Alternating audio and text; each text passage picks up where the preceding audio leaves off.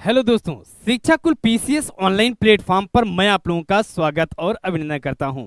सबसे पहले Uttar Pradesh PCS prelims 2023 में सफल अभ्यर्थियों को शिक्षा कुल परिवार की तरफ से बहुत बहुत बधाई। कुछ बच्चे सोच रहे होंगे, सर आखिर में रिजल्ट तो आया नहीं, फिर सफल कैसे? बेटा, जैसा कि हमने हमारी पूरी टीम ने और साथ ही साथ में हमारे साथ उससे सेशन में जुड़े अधिकारियों के द्वारा बताया गया कि यदि आपका कट ऑफ यदि 88 क्वेश्चन से ज्यादा है तो आप अपने को सफल माने और उसी सफल को या सफल मानते हुए आप मेंस की तैयारी में लग जाएं। आज हमारा आपका जो संबंध यही है कि आखिर में जब आप उत्तर लेखन कर रहे हैं तो उत्तर लेखन में जैसा कि हम लोगों ने उस दिन डिस्कस किया था आपसे कि फ्लो चार्ट, ग्राफ और मैपिंग, इनका एक विशेष महत्व होता है। आखिर में वो क्या है महत्व, इस बारे में आज हम डिस्कस करेंगे और विथ एग्जाम्पल के द्वारा हम आपको दिखाएंगे कि आखिर में कैसे आपका जो आंसर है, जो उत्तर लेखन है, वो कैसे इनहांस कर जाता है, उसकी जो गुणवत्ता है कैसे इनहांस कर जाती है, ये भी हम आपके साथ डिस्कस करेंगे आज के सेशन में। तो सभी लोग जल्दी से जुड़ेंगे और इस सेशन से मुझे उम्मीद है कि प्रीलिम्स क्वालिफाई करने वाले और साथ ही साथ में यूपीपीसीएस प्रीलिम्स 2024 का एग्जाम देने वाले सभी बच्चों के लिए बहुत ही लाभप्रद होने वाली है। तो चलते हैं, हम लोग बात करते हैं। सबसे पहला टॉपिक्स ये हमारा कि आखिर में उत्तर प्रदेश लोक सेवा आयोग द्वारा आयोजित पीसीएस की जो परीक्षा होती है उसमें मेंस जिसे हम कहते हैं कि द्वितीय स्तर का ये परीक्षा होती है। पहले स्तर की प्रारंभिक परीक्षा होती है, द्वितीय स्तर की हम मुख्य परीक्षा के नाम से जानते हैं, जो कि एक अवधारणात्मक समझ पर आधारित होती है। आखिर में इसमें ग्राफ, फ्लो चार्ट और मैपिंग का क्या महत्व है, इसी पर हम डिस्कस करेंगे। चलते हैं, यदि हम पहली बात करते हैं आपके सामने कि उत्तर लेखन में मैप, फ्लो चार्ट और डायग्राम के महत्व में पहला होता है कि उत्तर गुणवत्ता संवर्धित होती है, इनहांस करती है। जो आंसर क्वालिटी है आपकी, वो आंसर क्वालिटी इनहांस कर जाती है। जैसे ऐसे मान के चलिए कि आप किसी चीज को मान लीजिए लिख दे रहे हैं और लिखने के साथ साथ उस चीज को आप कहीं पर मैप के माध्यम से दिखा दीजिए। जैसे मान लीजिए हमने कहा कानपुर, हमने चर्चा किया आपसे कि लखनऊ, और लखनऊ के साथ हम आपको मैप में दिखा दें कि लखनऊ की अवस्थिति यहाँ पे है, तो गुणवत्ता आपको कैसी लगेगी? मीन्स आपको बिल्कुल निश्चित तौर पे कहोगे कि सर उत्तर लेखन ये इनहांस कर जाएगा, मीन्स आपकी उत्तर लेखन की गुणवत्ता बढ़ जाएगी। तो और हमारा प्रयास क्या है, अपने उत्तर को इतनी गुणवत्ता दे दें कि ज्यादा से ज्यादा हम मैक्सिमम अपने आंसर को द्वारा मैक्सिमम जो अंक हैं उस अंक को प्राप्त कर पाएं। तो हमारा पहला क्या होता है कि उत्तर गुणवत्ता संवर्धित होती है। सेकेंड ये है समय प्रबंधन। अब जैसे मान लीजिए सपोज लेट अस यूम कि हमें पृथ्वी की आंतरिक संरचना पर या पृथ्वी की आंतरिक परतों पर कोई क्वेश्चन आ जाता है, समय की कमी है, हमें क्वेश्चन अटेम्प्ट करना है। बेटा, ऐसा नहीं कि समय की कमी है तो क्वेश्चन को छोड़ करके चले आना है। यदि क्वेश्चन छोड़ के आते हो तो इस मान के चलिएगा कि आप मेंस से बाहर हो जाओगे, मेंस आपका क्लियर नहीं होगा। तो आपको प्रत्येक क्वेश्चन अटेम्प्ट करना है। तो ऐसे में क्या होता है कि यदि आप फ्लोचार्ट का ज्यादा से ज्यादा प्रयोग करते हैं, ग्राफ का प्रयोग करते हैं, तो ऐसी स्थिति में, इन ऐसी कंडीशन में आपके समय की क्या हो जाती, कुछ बचत हो जाती है। तो हमारा दूसरा प्रयास होता है कि जब हम फ्लोचार्ट के माध्यम से बनाते हैं तो हमारा दूसरा जो सबसे बड़ा उपयोग यह है कि हम समय में कुछ बचत कर ले जाते हैं, हमारा समय प्रबंधन अच्छा हो जाता है, बेहतर हो जाता है। तीसरी गुणवत्ता की बात करें, थर्ड बिंदु पे बात करें कि कठिन कंसेप्ट को व्यक्त करने में, जैसे मान लीजिए अभी आपको कोई चीज किसी को दिखाना हो, जैसे आज से कोविड के पहले थोड़ा सा आप लोग याद करो, हो सकता है आप लोगों को नहीं पता हो, हम लोगों के पीरियड में एक व्हाइट बोर्ड और ब्लैक बोर्ड से पढ़ाया जाता था। और ऐसी स्थिति में प्लेट टेक्टोनिक्स को सर के लिए समझाना और हमारे लिए समझना दोनों ही कठिन काम। हम लोग समझ ही नहीं, मतलब थोड़ी सी दिक्कतें होती थी आखिर में प्लेटें कैसे टकरा रही हैं। जैसे अभी हम आपके साथ यहीं पे मेंस आंसर राइटिंग कराएंगे, मतलब इस सेशन में नहीं लेकिन लगातार कराएंगे कि महाद्वीपीय विस्थापन सिद्धांत का समालोचनात्मक परीक्षण करो। ऐसा क्वेश्चन आपके एग्जाम में पूछा जा सकता है। तो महाद्वीपीय विस्थापन सिद्धांत में पहले क्या होता था, हम लोग फिगर बनाते थे। आज एडिटर के आज आप ऐसी दुनिया में प्रवेश कर चुके हैं कि हर एक चीज देखना संभव है। प्लेट टेक्टोनिक्स जैसे है तो प्लेट को आप देख सकते हो कि प्लेटें कैसे मूव कर रही हैं। महाद्वीपीय विस्थापन सिद्धांत कैसे ये एक निश्चित समय में इसका विखंडन होता है पेंजिया का, ये सब कुछ आप देख पाओगे। तो ये जो आप देख करके और अच्छे से समझ जाते हो, तो ठीक इसी प्रकार जब आप उत्तर लेखन करते हो तो उत्तर लेखन में आप मैप डाल देते हो, तो एग्जामिनर को इस बात की जानकारी हो जाती है कि आपकी अंडरस्टैंडिंग बहुत अच्छी है उस लेखन पे, उस क्वेश्चन पे, उस विषय में आपकी एक अच्छी अंडरस्टैंडिंग है। और यही तो एग्जामिनर आपसे चाह रहा है कि आपकी प्रत्येक जो भी टॉपिक्स लिखे उस टॉपिक्स पर एक अच्छी समझ होनी चाहिए। तीसरी बात हम बात करते हैं, उत्तर लेखन को प्रभावी और आकर्षित बनाता है। ये सारी बातें हमने आपके साथ डिस्कस कर लिया है। अधिक अंक प्राप्त, अब जब मान के चलिए आपके सामने दो कॉपी रखी हुई है, एक कॉपी जिसमें केवल लिखा गया है ये ऐसा होता है, ये ऐसा होता है। दूसरी कॉपी ऐसी रखी जिसमें एक फ्लो चार्ट का प्रयोग है, ग्राफ का प्रयोग है, मैपिंग का प्रयोग है। तो आप किसमें, आप ज्यादा देख करके किसको अच्छा लगा होगे, आपको देखने में कौन सा सुंदर लगेगा? जिसमें फ्लो चार्ट होगा, जिसमें ग्राफ होगा, जिसमें मैपिंग होगी, वही तो देखने में अच्छा लगेगा। और जो चीज आपको ज्यादा अच्छा लगता है तो उसमें आपकी क्या होती है, आपकी जो रुचि है भी बढ़ती है। और जब रुचि बढ़ती है तो आप कहते हो हाँ ये ज्यादा मार्क्स के लेवल का है, ये ज्यादा इसे मार्क्स दिया जाए, और ज्यादा मार्क्स ही आपको डिप्टी कलेक्टर बनाएगा। बात समझ रहे हो? आपको उस सूची में लाएगा जिस सूची में जो और लोग हैं वो नहीं आ पाएंगे। तो प्रत्येक आपको ध्यान देना है कि जहां जरूरत पड़े वहां पे फ्लो चार्ट, जहां पे जरूरत पड़े वहां पे ग्राफ, और जहां पे जरूरत पड़े वहां पे मैपिंग का प्रयोग करना है। आज हम आप एक उदाहरण के द्वारा आपको समझाएंगे, और हालांकि ऐसे प्रत्येक क्वेश्चन को हम आपके सामने देते रहेंगे। जैसा कि आप देख रहे हैं बेटा कि यहाँ पे एक क्वेश्चन आपके एग्जाम का, पहले मैं कुछ प्रीवियस ईयर के क्वेश्चन पेपर पे आपसे थोड़ा सा डिस्कस करूंगा। आपके एग्जाम में क्वेश्चन पूछा गया था बेटा कि महासागरीय धारा क्या है और महासागरीय धारा को प्रभावित करने वाले कारक कौन से हैं। ये क्वेश्चन आपसे एग्जाम में पूछा गया। एग्जाम में क्वेश्चन ये पूछा गया मेरे प्यारे दोस्त कि प्लेट विवर्तनिकी के आधार पर ज्वालामुखी को स्पष्ट करें, उसे क्लियर करें कि कैसे आखिर में प्लेट टेक्टोनिक्स के आधार पर ज्वालामुखी की उत्पत्ति होती है। हम यहाँ पे आज आपके सामने रखे हैं कि आखिर में वर्षण क्या है और वर्षण के प्रकार पर डिस्कस करना है आपको। ऐसी स्थितियों में क्या करना है मेरे प्यारे दोस्त, समझिएगा बेटा। ऐसी स्थितियों में सबसे पहले आपको फ्रेमिंग करना है।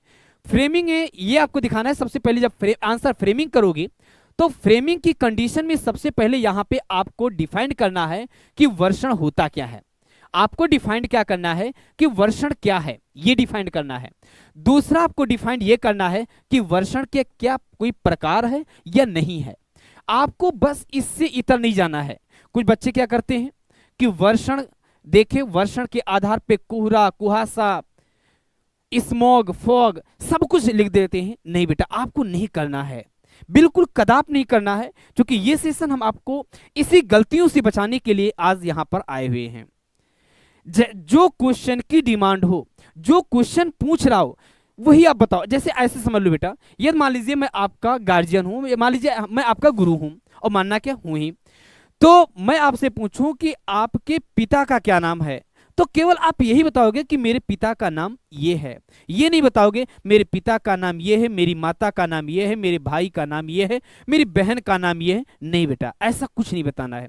अकॉर्डिंग टू क्वेश्चन, जिस प्रकार आपका क्वेश्चन हो उसी प्रकार आपको फ्रेमिंग करना है। जैसे फ्रेमिंग में क्वेश्चन क्या था, वर्षण क्या है, वर्षण के प्रकार का वर्णन करें। अब देखिए बेटा, जब आप ये देखते हैं इसका मतलब ये है कि पहला ये है, इसमें दिखा रहा है कि वर्षण क्या है, इस पर आपको बताना है, और दूसरा ये बताना है कि वर्षण के प्रकार। इससे इतर आपको बात ही नहीं करनी है, इससे इतर आपको कुछ सोचना ही नहीं एग्जाम हॉल में। तो चलते हैं हम लोग यहां पे थोड़ा सा आज हम लोग आपके साथ डिस्कस कर लेते हैं। जैसे हम बात करेंगे सबसे पहले वर्षण क्या होता है, तो वर्षण की स्थिति में ध्यान समझिए बेटा। सबसे पहले वर्षण में स्थिति में मान के चलिए पहले एक फिगर बनाओगे, इस फिगर को सोचने का प्रयास करोगे किया है।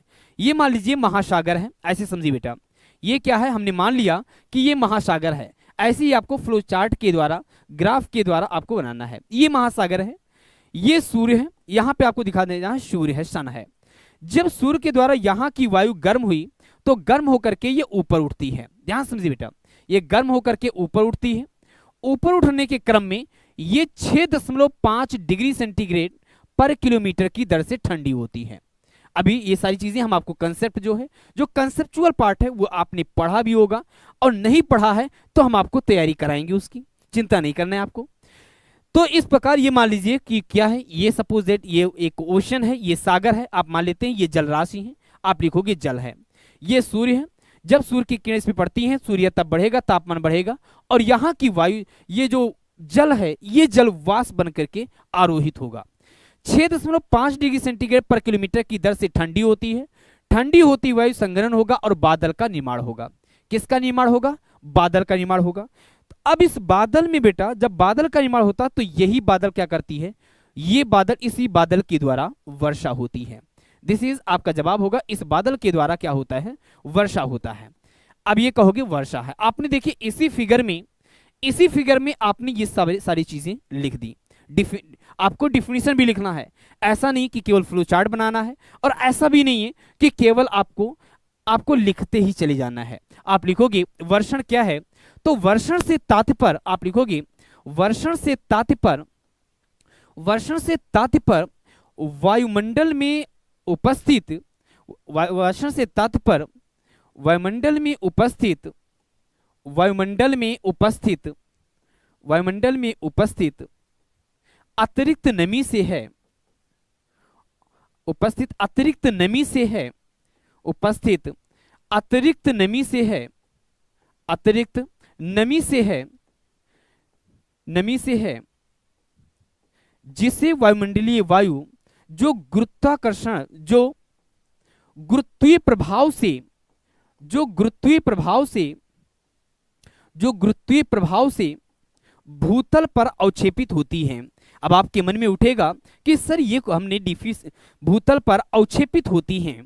अब देखिए बेटा इस डिफिनीशन में आपने क्या देखा, इस अवक्षेपित होती है, देखिए आपको कुछ शब्दावलियों पर आपको विशेष ध्यान देना है। जब आप उत्तर लेखन लिखोगे तो आपको कुछ शब्दावलियों पर भी ध्यान देना है। देखिए यही क्वेश्चन हमने ऐसा डिफिनीशन आपको लिखाया कि हिंदी माध्यम की बुकों में आपको मिलने वाला नहीं है। हमने लिखा है वर्षण से तात्पर्य वायुमंडल में उपस्थित ये जो वायु है, जो जलवाष्प है, ये अतिरिक्त नमी है, जिसे वायुमंडलीय वायु इनके भार को नहीं रोक पाती, तो गुरुत्वीय प्रभाव से भूतल पर मींस पृथ्वी के तल पे अवक्षेपित हो जाती हैं।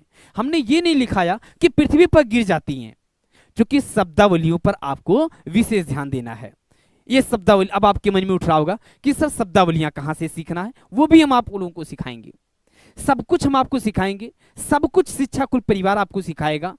क्योंकि यहाँ पे जैसा कि हमने आपको कई बार कहा है, जितने भी यहाँ पर शिक्षक गण होंगे अपने विषय में विशेषज्ञता हासिल होगी, ये आपने देख भी लिया है, और आने वाले समय में प्रीलिम्स में आपने देखा ही है, और मेंस में भी हम लोग आपको बेहतरीन तरीके से दिखाएंगे।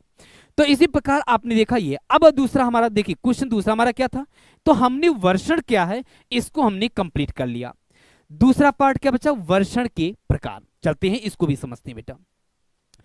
जब हम वर्षण के प्रकार पे आते हैं तो सबसे पहले अब देखिए वर्षण के प्रकार में लिखते समय वर्षण के प्रकार, और वर्षण के प्रकार में आपका पहला एक फ्लोचार्ट बनाएंगे। दिस इज पहला लिखेंगे संवहनीय वर्षा, जिसे हम कन्वेक्शनल रेनफॉल कहते हैं, संवहनीय वर्षा।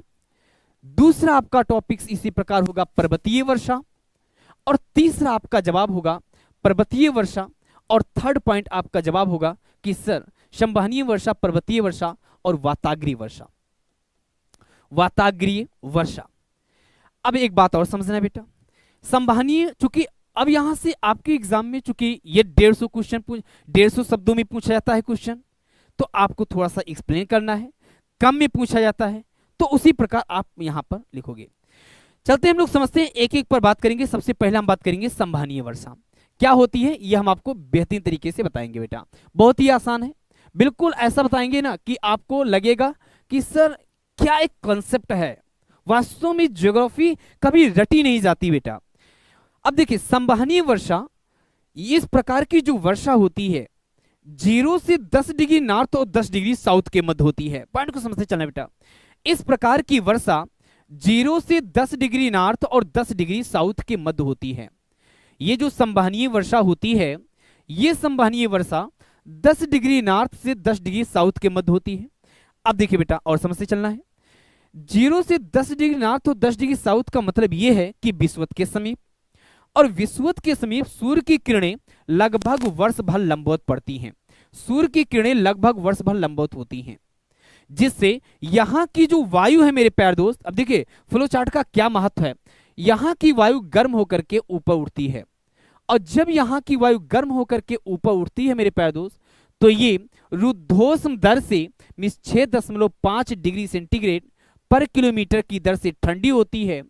6.5 डिग्री सेंटीग्रेड की दर से ठंडी होती है, और ठंडी होती हुई वायु जब ये अपने उष्मांक को प्राप्त कर लेती है, अपने ड्यू पॉइंट को प्राप्त कर लेती है, तो संघनन होता है और बादल का निर्माण होगा। और किसका निर्माण होता है आप कहोगे तो, और बादल का निर्माण होता है। ये जो बादल का निर्माण होता है बेटा, इस बादल का नाम है, इस बादल का मुख्यतः नाम है बेटा कपा। यहां पे देखोगे थोड़ा सा हम कहें तो बादल का स्ट्रक्चर ऐसा नहीं होता है, हालांकि इस बादल के ऐसे होता है बेटा, इस बादल का निर्माण होता है, और इस बादल को कहते हैं कपासी वर्षक मेघ। बेटा हर चीज आपको पढ़ाई जाएगी, चिंता नहीं करना बेटा। कपासी वर्षक मेघ का निर्माण होता है, और इस मेघ की विशेषता होती है गर्जन एवं चमक के साथ घनघोर वर्षा। गर्जन एवं चमक के साथ घनघोर वर्षा। जब गर्जन एवं चमक के साथ घनघोर वर्षा होती है, गर्जन एवं चमक के साथ घनघोर वर्षा। अब एक बात और समझो, ये जो वर्षा होती है मेरे प्यारे दोस्त, ये जो वर्षा होती है ये दोपहर 2 बजे के बाद होती है, 2 PM के आसपास होती है, और इसीलिए इसे हम दोपहर की वर्षा भी कहते हैं। देखिए बेटा आपने कितना अच्छा लिखा है। वास्तव में यदि इस तरीके से लिखते हैं, ये 10 नंबर का क्वेश्चन है, तो आपको 7+ नंबर मिलेगा, ये मैं दावे के साथ कहता हूं, क्योंकि आपने ऐसे क्वेश्चनों को लिखते समय आपने ध्यान दिया कि क्वेश्चन की डिमांड क्या है, आपने ध्यान दिया कि हमें थोड़ा सा संस्कृत निष्ठ शब्दों का प्रयोग करना चाहिए, तीसरा आपने ध्यान दिया कि हमने फ्लो चार्ट का भी प्रयोग किया। तो अब लिखो, लिखना चाहे तो लिख सकते हैं संवहनीय वर्षा। आप क्या लिखोगे मैं बोल दे रहा हूं, संवहनीय वर्षा, ये वर्षा 0 से 10 डिग्री नॉर्थ और 10 डिग्री साउथ के मध्य होती है। विषुवत के समीप सूर्य की किरणें लगभग वर्ष भर लंबवत होती हैं, जिससे यहां की वायु गर्म होकर के आरोहित होती है। हमने ये नहीं लिखाया उठती हैं, नहीं बेटा, आरोहित होती हैं।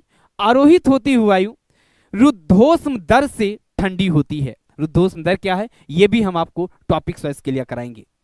रुद्धोष्म दर से ठंडी होती है, ठंडी होती हुई वायु अपने उष्मांक को प्राप्त कर लेती है, संघनन होता है, और कपासी वर्षक मेघ का निर्माण होता है, जिससे गर्जन एवं चमक के साथ घनघोर वर्षा होती है। ये वर्षा दोपहर 2 बजे के बाद होती है, इसीलिए इसे हम दोपहर की वर्षा भी कहते हैं। यही आपको इतना पॉइंट्स लिखना था, कुछ भी नहीं लिखना था। चलते हैं सेकेंड, इसका जो प्रकार है वह है पर्वतीय वर्षा। सेकेंड आप लिखोगे, यहां पे आपका अगला महत्वपूर्ण होगा कि सर पर्वतीय वर्षा क्या होती है, जिसे हम पर्वतीय वर्षा। जब पर्वतीय वर्षा की बात करते हो बेटा, तो सबसे पहले आपको एक ग्राफ बनाना है पर्वत का। आपको क्या बनाना है, एक ग्राफ बनाना है पर्वत का।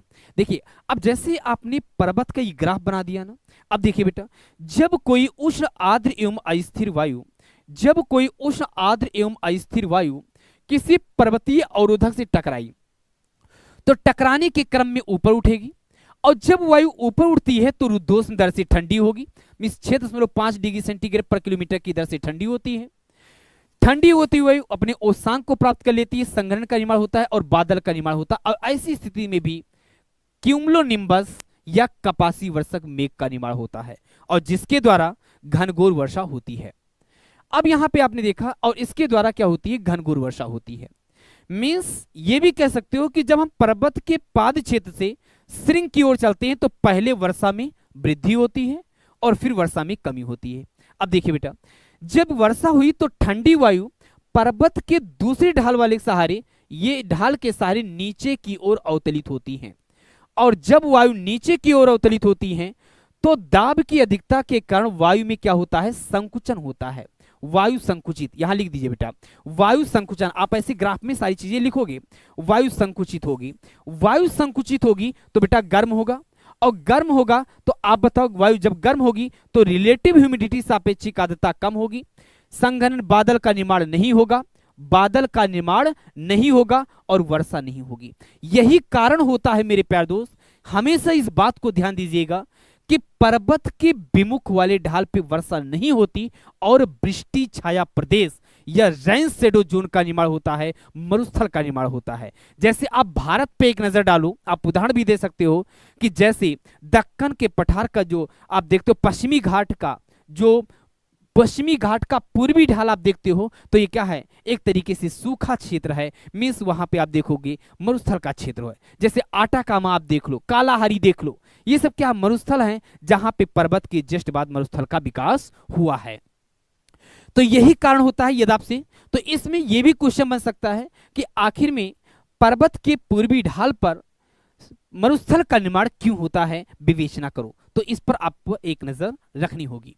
तो अब यही बातें जो हमने बोली हैं वही लिखना है पर्वतीय वर्षा में। क्या लिखोगे, जब कोई, यहां पे देखो हम थोड़ा सा लिख दे रहे हैं, जब कोई उष्ण आर्द्र एवं अस्थिर वायु, जब कोई उष्ण आर्द्र एवं अस्थिर वायु, हमने यहां पे ध्यान से, उष्ण मतलब गर्म है, आर्द्र मीन्स उसमें जलवाष्प है, उष्ण आर्द्र एवं अस्थिर वायु मीन्स क्या है, अभी स्टेबल अवस्था में नहीं है।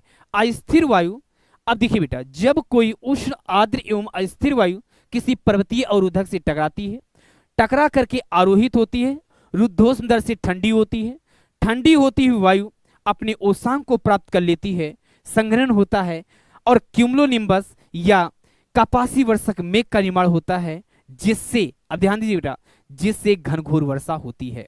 वहीं पर ठंडी वायु पर्वत के दूसरी ढाल के सहारे नीचे की ओर उदलित होती है, दाब के बढ़ने के फलस्वरूप वायु में संकुचन होता है और वायु में संकुचन के कारण वायु गर्म होती है, सापेक्षिक आर्द्रता में कमी होती है और जिसके कारण वर्षा, बादल का निर्माण नहीं होता, वर्षा नहीं होती। और इसी यही कारण है कि पर्वत के विमुख वाली ढाल पे डेजर्ट या वृष्टि छाया प्रदेश रेन शेडो जोन का निर्माण होता है। आपने 2 पॉइंट लिख लिया। 2 ये जो हमने प्रकार था, जो टाइप्स था, वो हमने आपके साथ डिस्कस किया। एक तीसरा पॉइंट समझे बेटा, जो थर्ड पॉइंट आपके सामने है वह यह है, यह चक्र जिसे हम कहते हैं वाताग्रीय वर्षा। अब देखिए, वाताग्रीय वर्षा बहुत ही आसान होता है। वाताग्रीय वर्षा जिसे हम चक्रवाती वर्षा भी कहते हैं, यह वर्षा मुख्यतः देखा जाए तो 60 से 65 डिग्री अक्षांशों के मध्य होती है।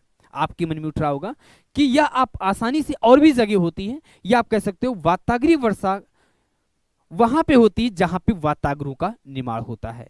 मीन्स या आप यहां से शुरुआत कर सकते हो कि ऐसे जगह जहां पे 2 विपरीत स्वभाव वाली पौने, 2 विपरीत स्वभाव वाली पौने का मतलब यह है कि एक गर्म पौने और दूसरी ठंडी पौने, एक वार्म विंड और दूसरी कोल्ड।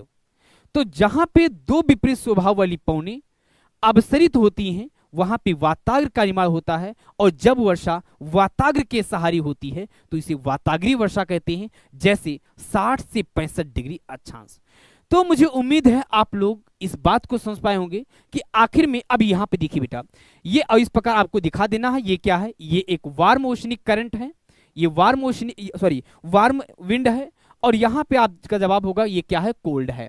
और ऐसी स्थिति में आपका जवाब होगा कि ये जो निर्माण हो रहा है ये क्या है, एक तरीके से हम कह सकते हैं यही एयर फ्रंट है, वाताग्र है, एयर फ्रंट है और यही वाताग्र है। अब आपको लग ही रहा होगा कि आपने यहां पे फिगर दे दिया, आपने यहां पे फिगर दे दिया, और इस फिगर देने से कितनी बातें समझ में आ गई। इस वाले भाग पे वर्षा हो रही है, इस वाले भाग पे मरुस्थल का निर्माण हो रहा है, वृष्टि छाया प्रदेश का निर्माण हो रहा है। तीसरा आपने देख लिया कि वाताग्र का, और इसके द्वारा फिर क्या होगा, इसके द्वारा बेटा वर्षक स्तरीय मेघ का निर्माण होता है, वर्षक स्तरीय मेघ का निर्माण होता है, और जिसके द्वारा वर्षा धीरे धीरे वर्षा होती है, वर्षक स्तरीय जिसके द्वारा धीरे धीरे वर्षा होती है। अब इस प्रकार आप पॉइंट को लिख सकते हैं। तो आपके बेटा मेंस में लिखने की जो स्ट्रेटजी होनी चाहिए, जो रणनीति होनी चाहिए, उस रणनीति में हमेशा इस बात को याद रखना कि जब भी आप उत्तर लिखें तो ज्योग्राफी, इकोनॉमी और साथ ही साथ में यदि संभव हो सके कुछ जगह तो हिस्ट्री में, पॉलिटी में भी कर सकते हो। इन सभी जगह graph, flow chart, Indian society में भी कर सकते हैं, इंटरनल सिक्योरिटी में भी कर सकते हैं। इन सभी जगहों में आपको ग्राफ, फ्लो चार्ट और मैपिंग ये सब आपको यूज करना है। इससे आपका उत्तर आपको इनहांस, आपको देखने में ही लग रहा होगा कि इनहांस हो गया है, गुणवत्ता इसकी बढ़ चुकी है, आपको सुंदर सा लग रहा है, आपको लगेगा हाँ वास्तव में यार क्या सुंदर सा एक मैप है, एक सुंदर सी आंसर राइटिंग है। और जब कोई चीज सुंदर लगती है ना तो कोई भी चीज देने में आसानी हो जाता है। ठीक है, तो इस प्रकार आपको हर चीज, जो चीज सुंदर दिखेगी उसमें आपको कहीं ना कहीं प्लस आप रहना ही रहना आपको है। ठीक है, तो इसी प्रकार ये है रणनीति। हम ऐसे ही आते रहेंगे, आपको नए नए स्ट्रेटजी के साथ आपको उत्तर लेखन भी कराएंगे, चिंता नहीं करना है। उत्तर लेखन कराएंगे, बिंदास तरीके से कराएंगे, और ऐसा करा देंगे ना कि क्वेश्चन इधर से उधर नहीं होगा, इतना विश्वास रखें। तो थैंक यू सो मच, हम लोग मिलते हैं फिर एक नए सेशन में, एक नए अंदाज में, एक नई एनर्जी के साथ। थैंक यू सो मच, जय हिंद, जय भारत।